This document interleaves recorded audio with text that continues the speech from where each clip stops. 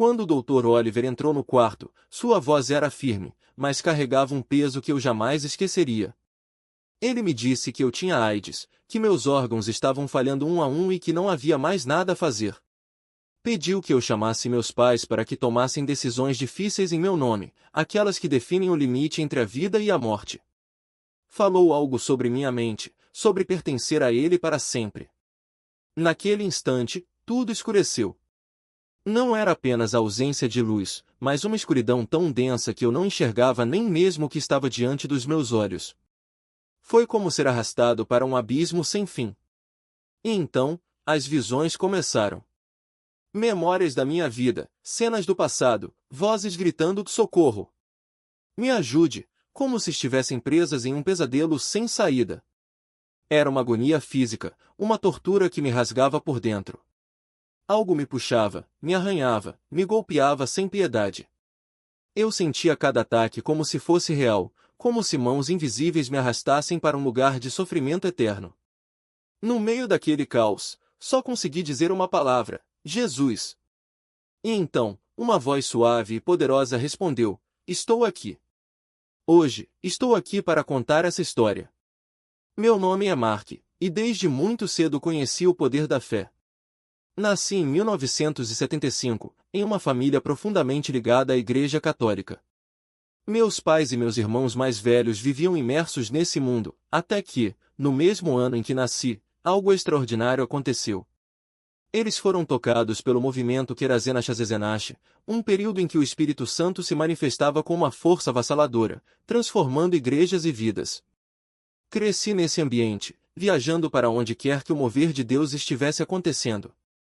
Era uma época de entusiasmo, de ver o sobrenatural se tornar parte do cotidiano. Até a adolescência, fui ativo na igreja, participando de evangelismos nas ruas, levando esperança a quem precisava. Era uma vida de propósito, de sentir a presença de Deus guiando cada passo. Tudo corria bem até que, em 1988, algo mudou para sempre. Eu tinha 13 anos e acabávamos de voltar de uma missão no exterior. A juventude da igreja estava cheia de energia, ansiosa para servir, para fazer a diferença. Mas numa noite de quarta-feira, o pastor me chamou para uma sala nos fundos. Não esperava o que estava por vir. Ele me olhou nos olhos e disse: Mark, ouvi dizer que você é gay.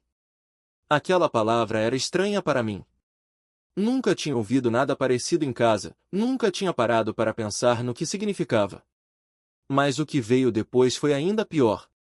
Ele começou um ritual de libertação que durou horas. Falava sem parar, invocando nomes, ordenando que espíritos saíssem. No fim, disse: eu te liberto em nome de Jesus. Agora vá embora e não volte mais. Eu não entendia o que estava acontecendo. Só sabia que, para mim, aquelas palavras soaram como uma sentença: vá embora e não volte. Saí da igreja chorando, arrasado. Um amigo me levou para casa, e lá desabei diante dos meus pais, contando tudo. Prometi que nunca mais pisaria em uma igreja. E cumpri essa promessa. Durante anos, me afastei de tudo que tinha a ver com fé. Mas o inimigo não me deixou em paz. Logo depois daquele dia, comecei a sentir uma presença sombria me cercando. Era como se algo tivesse se instalado dentro de mim, controlando meus pensamentos, distorcendo minha mente. Imagens perturbadoras, desejos que eu não conseguia explicar, uma perversão que parecia me arrastar para um caminho sem volta. Aos 14 anos, comecei a beber, a fumar, a usar drogas, na tentativa desesperada de silenciar aquilo que me consumia por dentro. Não sabia o que era, mas precisava fugir. E a pornografia se tornou mais um vício, mais uma forma de anestesiar a dor. Acredito que, naquela noite com o pastor, algo foi liberado sobre mim. Uma maldição, uma palavra de morte que eu, sem entender, aceitei. E quando jurei nunca mais voltar à igreja, fechei um pacto inconsciente com o inimigo. A partir daí, a batalha se intensificou. Quanto mais eu lutava contra aqueles pensamentos, mais eles me dominavam. Em 1990, fui para a faculdade, e tudo que eu tentava reprimir explodiu. Os desejos que antes eram apenas pensamentos se tornaram ações. relacionamentos, encontros, uma vida que eu não queria viver, mas que parecia inevitável. A luta era constante, e por vezes eu simplesmente desistia, me entregando ao que o inimigo colocava no meu caminho. Cheguei a marcar encontros pela internet, buscando algo que preenchesse o vazio que crescia dentro de mim. E foi exatamente isso que fizemos. Cada domingo, cada reunião, cada evento se transformava em uma estratégia para infiltrar, questionar e, aos poucos, desmantelar a resistência daqueles que ainda se agarravam à verdade bíblica. Não era apenas sobre viver nossa verdade, era sobre reescrever a verdade de Deus para que ela se curvasse aos nossos desejos. E eu estava no centro disso. Meu namorado e eu éramos o casal modelo da igreja afirmativa. Participávamos de tudo, retiros, estudos bíblicos reinterpretados, até mesmo de grupos de oração onde, é claro, as orações nunca mencionavam arrependimento, apenas aceitação e libertação das correntes da tradição. Éramos treinados para debater, para argumentar com base em emoções, para fazer com que pastores e líderes questionassem suas próprias convicções. Como um Deus de amor poderia condenar o amor, perguntávamos, enquanto ignorávamos deliberadamente que o amor de Deus nunca foi sobre validar nossos desejos, mas sobre nos resgatar deles. Em 2007, a campanha se intensificou. A Igreja Metodista Unida estava em crise, e nós estávamos lá, plantando sementes de dúvida. Participávamos de cultos em igrejas tradicionais, levantávamos a mão durante as orações, compartilhávamos testemunhos cuidadosamente editados, histórias de libertação que, na verdade, eram apenas a libertação de viver sem culpa, não de viver em santidade. E funcionava. Pastores começavam a hesitar. Membros da congregação, especialmente os mais jovens, nos ouviam com simpatia. Alguns até nos convidavam para suas casas, para conversas honestas que, no fundo, eram armadilhas para normalizar o que Deus já havia declarado como pecado. Mas algo dentro de mim ainda queimava. Não era a paz. Era uma inquietação constante, como se eu estivesse correndo em círculos, perseguindo algo que nunca me saciaria. Eu lia a Bíblia, ou melhor, lia partes dela, aquelas que a igreja afirmativa selecionava para nós. Ignorava passagens como Romanos 1, onde Deus descreve a rebelião humana contra sua ordem natural, ou 1 Coríntios 6, que deixa claro que os impuros não herdarão o reino de Deus. Em vez disso, me agarrava a versículos isolados sobre amor e graça, torcendo-os até que dissessem o que eu queria ouvir. Até que um dia, em 2008, tudo desmoronou. Meu namorado, aquele com quem eu havia planejado um futuro, me deixou. Não por causa de Deus, não por arrependimento, ele simplesmente encontrou outra pessoa. E de repente, o vazio que eu pensava ter preenchido com relacionamentos, ativismo e liberdade voltou com força total. Eu estava sozinho. De novo. E pela primeira vez em anos, não tinha desculpas para ignorar a voz que sussurrava dentro de mim: isso não é vida. Isso é escravidão disfarçada de liberdade. Foi quando decidi voltar àquela igreja, naquela mesma que o Espírito Santo havia me arrastado anos antes. Desta vez, porém, não fui arrastado. Fui por vontade própria, com o coração despedaçado e a alma exausta. E lá, na primeira fila, onde eu jurava nunca mais me sentar, ouvi o pastor dizer algo que perfurou minha armadura: Deus não está contra você. Ele está contra o pecado que está te matando. E naquele momento, pela primeira vez em anos, eu ouvi.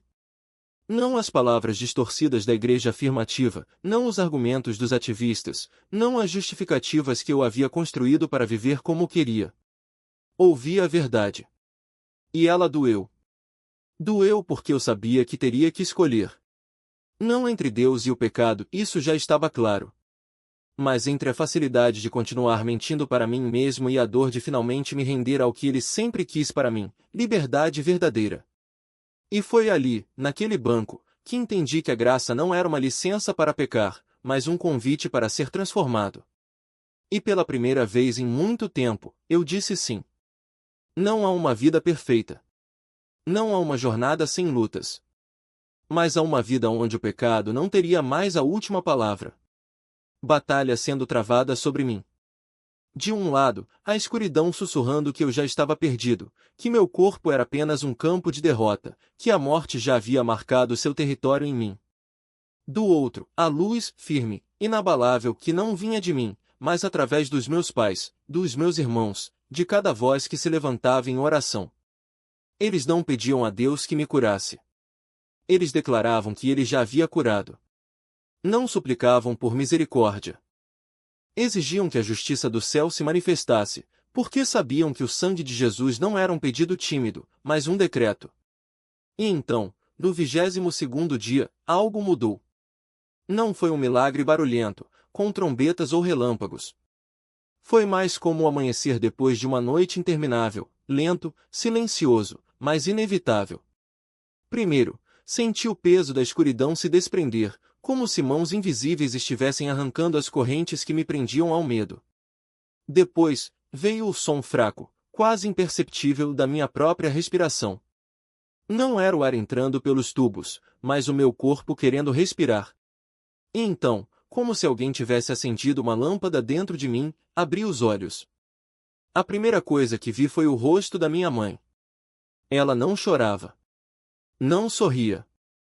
Estava ali, com os olhos fixos nos meus, como se nunca tivesse piscado desde o dia em que entrei em coma. E quando nossos olhares se encontraram, ela simplesmente disse: "Bem-vindo de volta, filho." O inimigo perdeu. Não houve alívio imediato, nem festa. Havia, sim, a certeza de que algo maior do que a morte havia acontecido ali. Não era apenas o meu corpo que estava vivo. Era a minha alma aquela que, por anos, havia se acostumado a viver na sombra, que finalmente entendia o que significava ser redimida. Os médicos chamaram de remissão espontânea. Disseram que era um caso raro, quase impossível.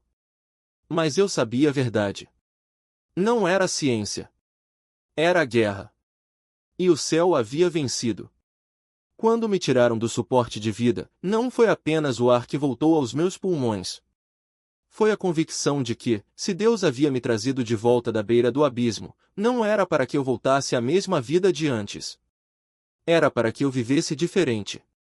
Não mais como um homem que se escondia atrás de desculpas, mas como alguém que havia visto, com os próprios olhos, o que acontece quando o inferno tenta reivindicar uma vida e o céu diz não. Aquela experiência não me tornou perfeito, mas me tornou consciente. Consciente de que o pecado não é apenas uma escolha errada, é uma estratégia do inimigo para nos roubar a identidade. Consciente de que a graça não é um passe livre para continuar no mesmo caminho, mas uma arma para quebrar as correntes. E, acima de tudo, consciente de que a igreja não é um clube de pessoas impecáveis, mas um exército de pecadores salvos, chamados a lutar não uns contra os outros, mas juntos, contra as trevas. Hoje, quando olho para trás, não vejo um homem fraco que quase morreu. Vejo um homem que foi quebrado para ser refeito. E se há uma coisa que aprendi nesse processo, é que Deus não nos resgata para nos deixar onde nos encontrou. Ele nos resgata para nos levar mais longe. Mais longe do medo. Mais longe da mentira. Mais longe de tudo que nos impede de viver como Ele sempre sonhou, livres. Não livres para fazer o que quisermos, mas livres para sermos quem Ele nos criou para ser. Em um campo de batalha entre a vida e a morte, entre o céu e o inferno. Era real. Tão real que eu podia sentir o peso de cada segundo, a luta feroz entre duas forças que disputavam o meu destino. De um lado, a presença de Satanás, fria, sufocante, como um veneno se espalhando pelas minhas veias. Do outro, a presença de Deus, quente, vibrante, como um fogo que não consumia, mas purificava. E elas se enfrentavam. Brutalmente. Sem trégua. E eu, no meio, era o território dessa guerra. Por 22 dias, fiquei ali, imóvel na cama, mas por dentro era um furacão. Cada respiração era uma batalha. Cada batida do meu coração, um grito de socorro. Meus pais, ao meu lado, não desistiam. Eles falavam as Escrituras como quem empunha uma espada: Mark viverá e não morrerá, e proclamará as obras do Senhor. Maior é aquele que está em Mark do que aquele que está no mundo. Em todas estas coisas, Mark é mais que vencedor, por aquele que o amou. Eles escreviam esses versículos em papéis, colavam na parede, repetiam sem parar, como um mantra de fé. E eu sei hoje que foi por isso que aquela luta se tornou tão intensa, porque eles estavam guerreando por mim com a armadura completa de Deus. Cada peça dessa armadura, descrita em Efésios 6, aponta para Jesus. O escudo da fé? É a confiança nele. A espada do Espírito? É a palavra que ele encarnou. A couraça da justiça? É a sua justiça, não a nossa. Eles não estavam lutando sozinhos. Jesus estava ali, não apenas ao lado deles, mas sobre eles, dentro deles, através deles. E essa batalha espiritual era tão real quanto os tubos que me mantinham vivo. Os médicos, durante todo esse tempo, observavam com espanto. Eles nunca tinham visto nada igual. Meu corpo se contorcia em convulsões violentas, como se algo, ou alguém, o estivesse rasgando por dentro. As mãos, especialmente, eram um problema. Elas se debatiam com tanta força que precisavam ser amarradas à cama o tempo todo. Se ele conseguir soltar as mãos, vai arrancar o tubo da traqueia e morrer na hora, alertaram. E foi aí que o Espírito Santo falou com meus pais. É assim que Satanás vai levar Mark. É assim que ele vai tentar matá-lo. Minha mãe e meu pai entenderam na hora, aquela não era apenas uma recomendação médica. Era uma estratégia do inimigo.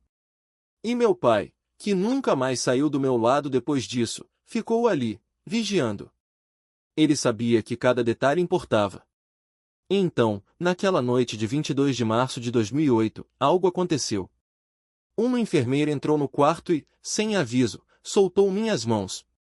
Meu pai, que nunca a tinha visto antes e nunca mais a veria, saltou da cadeira. Você não pode fazer isso. As mãos dele precisam ficar amarradas. Ela olhou para ele com um sorriso estranho e disse apenas, ele vai ficar bem.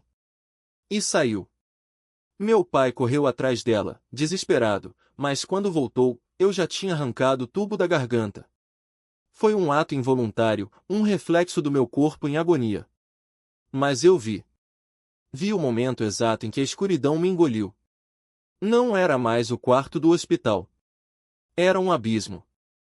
Um vazio tão denso que parecia sugar a luz dos meus olhos. E então, as visões começaram. Cenas da minha vida passaram diante de mim como um filme acelerado. Coisas que eu tinha feito. Erros. Escolhas. Momentos em que eu tinha virado as costas para Deus. E depois, o horror. Um lugar onde os gritos ecoavam sem fim. Vozes desesperadas clamando, me ajude. Me tire daqui. E quanto mais eu me aproximava, mais os gritos ficavam altos, mais o tormento se intensificava. Era como se mãos invisíveis me arranhassem, me puxassem, me esmurrassem. Demônios me cercavam, rindo, cuspindo palavras de condenação. Você é nosso. Você sempre foi nosso. E eu não tinha forças para resistir. Até que, no fundo do desespero, algo dentro de mim quebrou. Não foi um grito. Foi um gemido. Um clamor que veio das profundezas da minha alma. E eu disse o único nome que importava, Jesus. Não foi uma oração elaborada. Não foi um pedido bonito. Foi um grito de misericórdia. E no instante em que o nome saiu dos meus lábios, eu ouvi a resposta, estou aqui. Não era uma voz distante. Era ele, presente, real, mais perto do que o ar que eu não conseguia respirar. E então, o vento veio. Nunca tinha visto o vento antes. Mas naquele momento, eu vi. Era como se o próprio céu se abrisse e uma rajada divina invadisse o quarto. O vento não soprou, explodiu. As paredes tremeram. Os equipamentos balançaram. E eu vi, com meus próprios olhos, Satanás e seus demônios sendo arrancados do meu corpo, como folhas secas em um furacão. Eles foram lançados para fora, expulsos com uma força que não era humana. E no lugar deles, uma presença, a presença de Deus, encheu o ambiente. Era a paz. Era a luz. Era a vida. Os médicos e enfermeiros, que tinham me visto em total caos na sexta-feira, não acreditaram no que encontraram na segunda-feira. Nos registros, eles escreveram, paciente apresentava sinais de ataque demoníaco. Agora, sorri constantemente. Eles não entendiam. Como poderiam? Mas eu sabia. Porque naquele domingo de Páscoa, 2008, eu tinha encontrado o poder da cruz. Não como um símbolo, mas como uma realidade. Tudo o que eu era, meus pecados, minhas fraquezas, minhas doenças, foi colocado ali, naquele madeiro. E Jesus não apenas carregou o peso. Ele o destruiu. Meu corpo, que tinha falhado por completo, começou a se restaurar. Meus órgãos, que os médicos diziam estar irrecuperáveis, voltaram a funcionar. Minha mente, antes turva pela escuridão, foi inundada pela luz. E eu soube, naquele momento, que não era apenas um milagre. Era uma declaração. Deus não nos salva para nos deixar no mesmo lugar. Ele nos salva para nos levar além. Além do medo. Além da vergonha. Além de tudo que nos prende. Porque a liberdade que Ele oferece não é para fazermos o que quisermos. É para sermos quem Ele nos criou para ser. Desmoronou dentro de mim.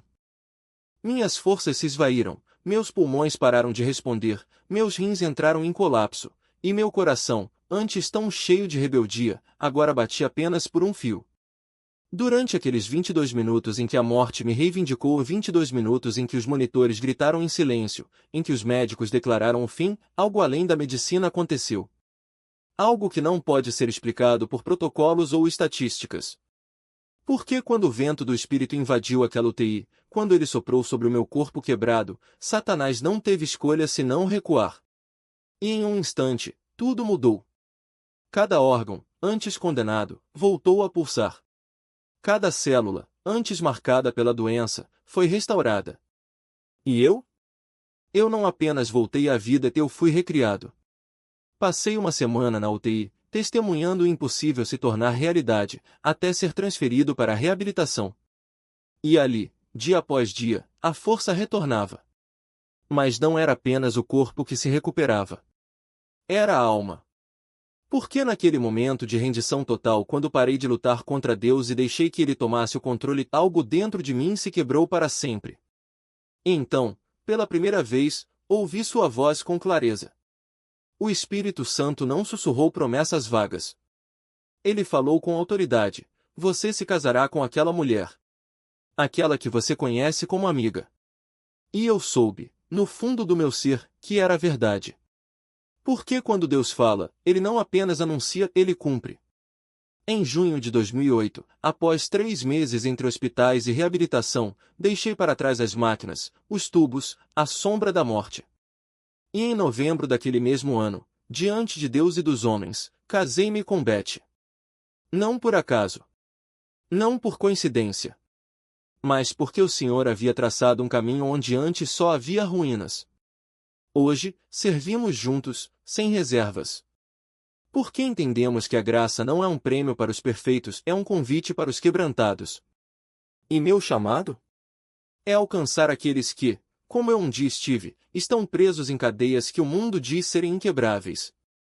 Especialmente aqueles que lutam com sua identidade, com desejos que a sociedade rótula como vergonha, com uma voz interior que sussurra: você não tem lugar aqui. Eu conheço essa batalha. Conheço o peso do desprezo, o frio do isolamento, a mentira de que Deus virou as costas. Mas eu também conheço a verdade: Ele nunca nos abandona. Ele nos encontra exatamente onde estamos, mesmo que esse lugar seja o fundo de um poço. Quando Beth e eu nos casamos, não tínhamos nada. As contas do hospital haviam consumido tudo. Perdemos nossa casa, nossos sonhos pareciam desmoronar. Mas Deus não nos deixou desamparados. Na primeira igreja que visitamos em Tallahassee, um casal de estranhos até então nos levou para almoçar naquele mesmo domingo. E a cada semana, sem que pedíssemos, eles colocavam dinheiro em nossas mãos. Às vezes era pouco. Outras vezes, era exatamente o que precisávamos para sobreviver. Anos depois, ao reencontrá-los, descobrimos a verdade: eles não sabiam de nossa situação. O Espírito Santo simplesmente lhes disse: eles precisam disso. E assim, sem alarde, sem holofotes, Deus providenciou. Porque Ele não age apenas nos grandes milagres. Ele age nos detalhes. Na nota de $50 deixada na mesa. Na palavra de encorajamento sussurrada no momento certo. Na mão estendida quando o mundo vira as costas. E é por isso que hoje não posso ficar em silêncio. Não quando sei o que está em jogo. Não quando vejo vidas sendo destruídas pela mentira de que Deus as rejeitou. Meu chamado é claro: ser voz para os que foram silenciados, esperança para os que desistiram, prova viva de que o amor de Cristo não tem limites. E se há uma lição que aprendi nessa jornada, é esta: a rendição não é fraqueza. É a única força que vence o inimigo. Porque quando paramos de lutar contra Deus, Ele começa a lutar por nós. Quando entregamos nossas armas, Ele assume a batalha. E quando finalmente dizemos sim, Ele transforma nossa derrota em vitória, nossa vergonha em testemunho, nossa morte em ressurreição. Porque a história não termina na cruz. Ela termina na manhã de Páscoa. E se você está lendo isso hoje, se está ouvindo essas palavras, saiba, Deus não está esperando que você se torne perfeito. Ele está esperando que você se renda. Porque é na rendição que a verdadeira liberdade começa. É no sim que a vida eterna se manifesta. E é no amor dele que todas as coisas todas são possíveis. Foi exatamente depois da meia-noite que algo extraordinário aconteceu. Uma força que não vinha de mim, mas que me invadiu por completo, restaurou meu corpo. Tudo foi curado. E até hoje, anos depois, os exames não detectam nenhum vestígio do vírus em mim. Zero. Nenhuma partícula. Continuo acompanhado por um infectologista, mas desde aquela madrugada de Páscoa, em 2008, a ciência não encontra explicação para o que aconteceu. Sou indetectável. O vírus simplesmente desapareceu. E não foi apenas isso. Os médicos haviam me dito que viveria com sequelas permanentes. Que meus pulmões estariam marcados para sempre, que precisaria de oxigênio pelo resto da vida, que cada viagem seria um desafio. Mas quando o Dr. Campo analisou os novos exames, ele ficou sem palavras. Não havia cicatrizes. Nenhuma. Ele me olhou e disse: "Você não vai precisar de oxigênio. Nunca." E assim foi. O mesmo homem que dias antes me preparava para uma vida de limitações agora me via livre, inteiro, restaurado. Eles também haviam dito aos meus pais que eu seria transferido para um asilo, que passaria meus últimos dias em uma cama, dependente de cuidados. Mas Deus tinha outros planos. Porque quando colocamos nossa fé não na sabedoria dos homens, mas no poder de Deus, as impossibilidades se tornam testemunhos. E foi isso que aconteceu.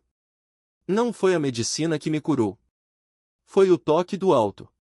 Foi o mesmo Deus que ressuscitou Lázaro depois de 4 dias no túmulo. O mesmo Deus que transforma cinzas em beleza, luto em alegria, morte em vida.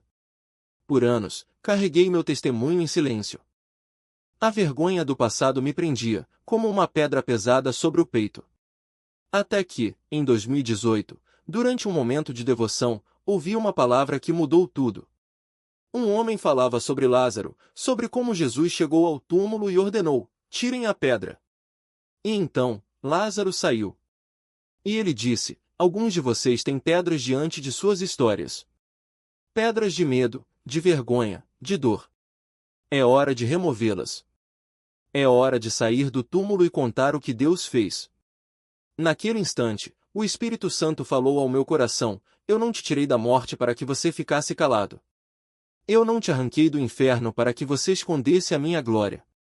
Vai e conte. Vai e diga ao mundo que eu sou o Deus que ressuscita os mortos." E foi assim que tudo começou. Hoje, lidero um ministério chamado Exchange, em Orlando, na Flórida, onde caminhamos ao lado de homens e mulheres que lutam com sua identidade, com suas feridas, com suas dúvidas. Não estamos aqui para mudar quem eles são. Estamos aqui para apresentar-lhes o único que pode transformar o que está quebrado, Jesus. Porque o alvo não é a heterossexualidade. O alvo é a santidade. O alvo é uma vida rendida ao Senhor, onde Ele é suficiente. Também apoiamos pais e familiares que sofrem ao ver seus filhos em conflito, que se sentem perdidos, que não sabem como amar sem condicionar. Ensinamos que o inimigo ataca em 5 áreas principais: traumas, desobediência, maldições familiares, votos e feridas não tratadas. E mostramos que, para lutar por aqueles que amamos, primeiro precisamos olhar para nossas próprias cicatrizes. Porque só quem conhece a restauração pode oferecer esperança.